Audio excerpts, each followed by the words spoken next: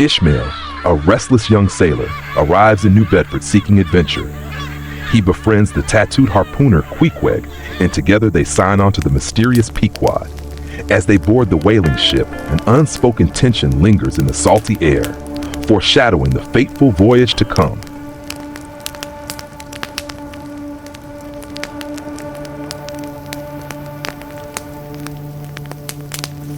After days at sea, the mysterious Captain Ahab finally emerges. He nails a gold doubloon to the mast as reward for spotting Moby-Dick. The crew's initial excitement turns to unease as Ahab's manic obsession with the white whale becomes terrifyingly clear.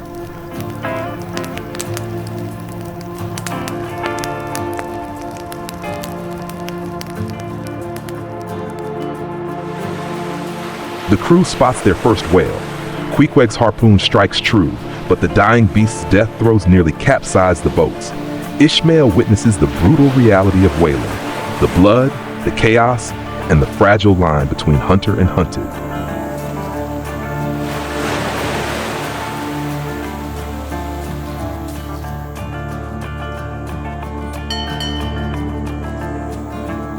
The Pequod encounters the Rachel, her hull battered and captain broken.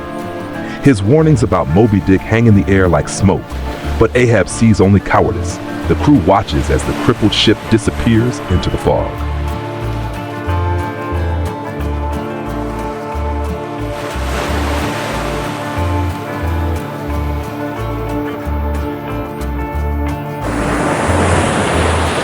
A supernatural storm batters the Pequod. Lightning strikes the mast as Starbuck considers mutiny, musket in hand. But the moment passes and the ship sails on, straight toward destiny.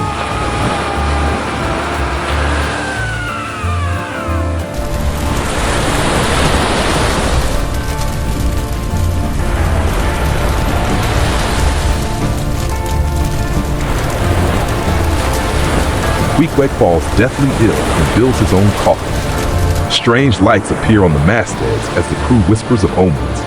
Ahab scoffs at their superstitions, but even Starbuck grows uneasy as the ship sails through unnatural calm.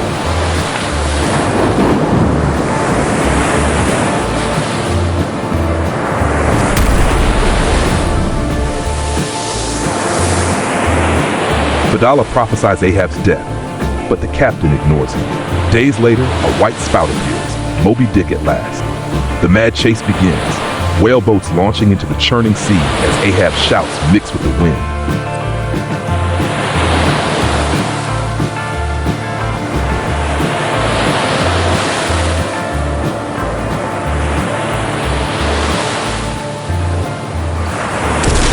After 2 days of pursuit, Ahab's whaleboat closes in. Moby-Dick rams the Pequod, splintering the hull.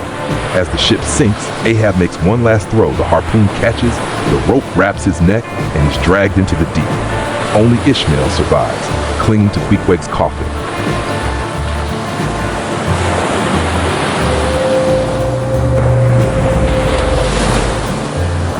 Adrift on Pequod's coffin, Ishmael watches the last of the Pequod disappear beneath the waves.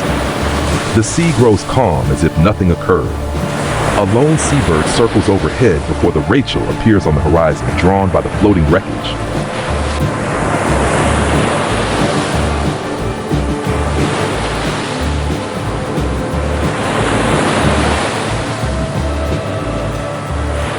Aboard the Rachel, Ishmael stares at his rescuer's missing child's coat, the same one Captain Gardner clutched weeks before. As the ship turns homeward, he begins writing the tale we now read, his voice merging with the waves that took his shipmates.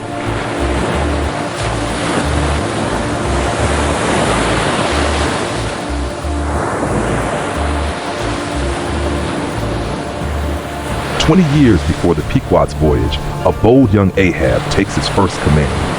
The sea whispers promises of glory as he harpoons his initial whale, unaware this same ocean will one day claim his sanity and crew.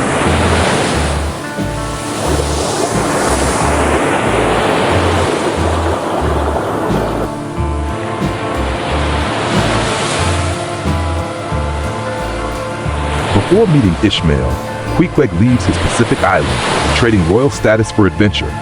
His initiation into whaling comes when he saves a drowning sailor, earning both respect and the tattoos marking his new life.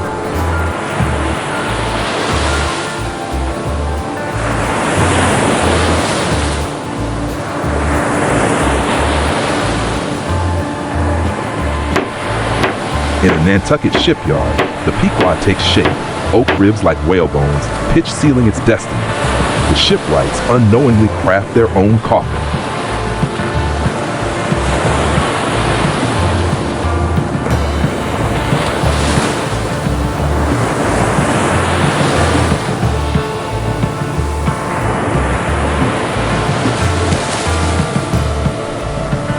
As first mate aboard the Pequod, Starbuck wrestles between duty and conscience. A devout Quaker, he writes letters to his wife by lantern light, each word etching deeper the conflict between his faith's pacifism and the violent whaling trade that feeds his family.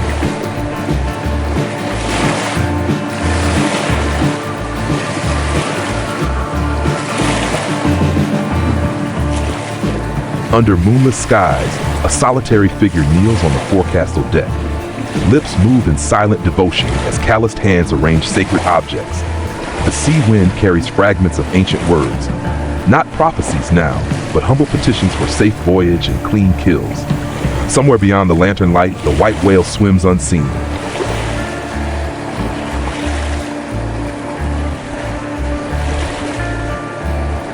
After nearly drowning during a whale chase, young Pip loses his mind to the sea's whispers. The crew finds him laughing at invisible things, his tambourine keeping time to melodies only he hears, the same songs the drowned sailors sing beneath the waves.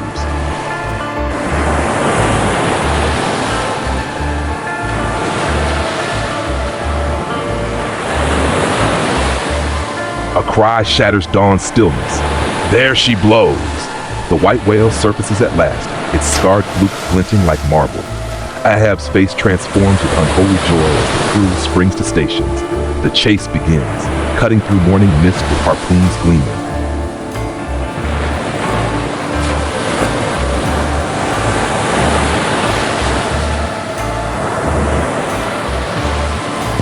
After 24 hours of pursuit, the whale turns hunter. Moby-Dick rams Ahab's boat, scattering men like driftwood. Fadala vanishes beneath the waves, fulfilling his own prophecy.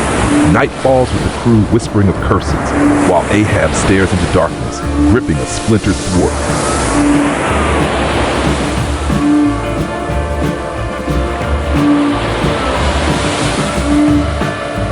On the third day, Ahab's harpoon finds its mark, and Moby-Dick finds the Pequod. The white whale rams the ship with prehistoric fury. As the vessel splinters, Ahab becomes entangled in his own line, dragged down to meet his nemesis in the crushing depths.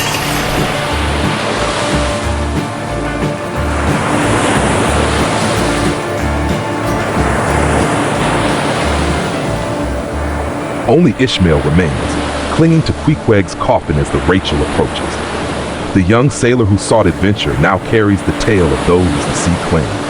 The waves roll on as they have for eons, indifferent, endless, and infinitely wiser than men.